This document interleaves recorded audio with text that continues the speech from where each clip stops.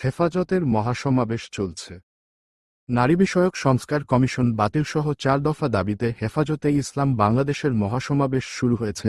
শনিবার ৩রা মে সকাল ৯টায় সোহরাওয়ার্দী উদ্যানে এ সমাবেশ শুরু হয়।